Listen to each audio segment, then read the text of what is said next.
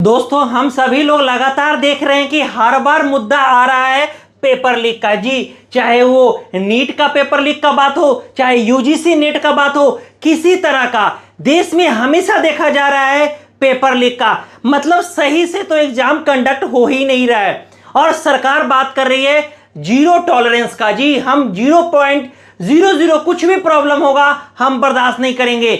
लेकिन फाइनली अब जाके एक नया कानून पास हो चुका है और अब लागू भी हो चुका है जी, जो कि एंटी पेपर लीक का। जी मेरे दोस्तों, जो अपना सेंट्रल गवर्नमेंट है वो फाइनल इन्होंने क्लियर कर दिया कि अब ये रूल है वो लागू हो चुका है। दोस्तों जरूरी था क्योंकि बहुत ज्यादा देश में एग्जाम हर बार लीक का बात आते रहा है, तो हम लोग एक एक बात जान लेंगे और आप अपने जो एग्जाम दे रहे हैं उसमें अब आशा पेपर लीक का ना रखें, क्योंकि ये जो कानून है वो बहुत हार्ड कानून है। कानून बहुत जरूरी था।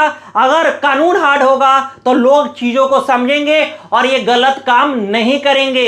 जी दोस्तों, चाहे वो रैकेट हो जो लीक करने वाले हो, चाहे स्टूडेंट हो, ये गलत काम नहीं करेंगे। पूरा देखेंगे।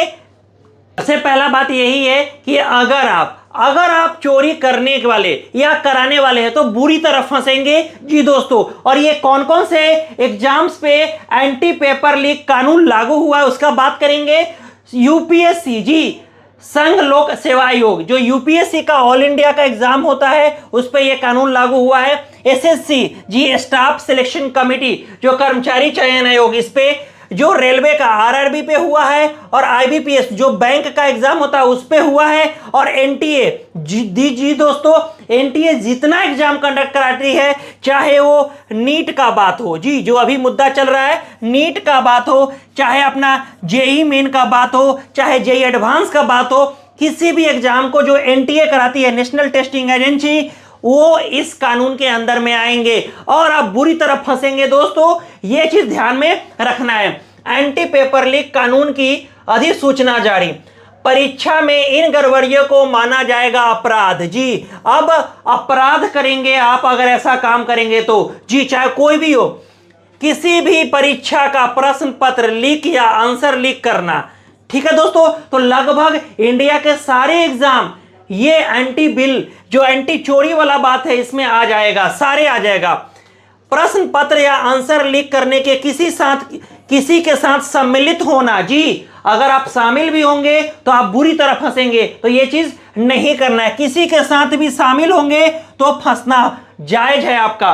बिना इजाजत के प्रश्न पत्र या ओएमआर सीट पास रखना, बिना इजाजत के, मतलब आपको ये अगर रूल होगा कि हाँ आप अपने आंसर, ये जो क्वेश्चन पेपर है उसको ले जा सकते हैं तो ले जा सकते हैं, लेकिन वो रूल के हिसाब से ऐसा बात किया जाएगा।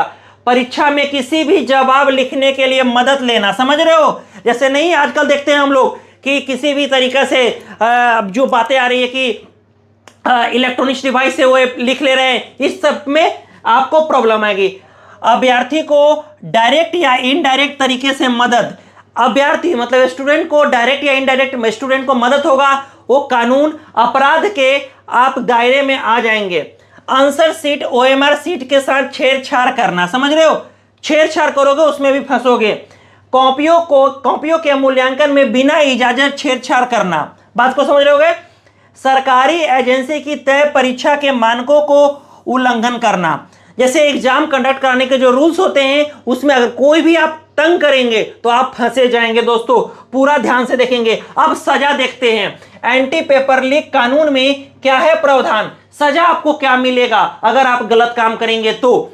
दोषी होने पे 3 से 5 साल की सजा। अब ये मजाक नहीं है, ये रियल है, आपको ये सजा मिलेगी। दोस्तों दोषी होने पे 10 लाख रुपया का जुर्माना, जी 10 लाख का जुर्माना मिनिमम लगेगा, और ये 10 करोड़ तक भी हो सकता है, आपको 10 करोड़ भी देना पड़ सकता है, जो घर जमीन बेच के भी नहीं पूरेगा।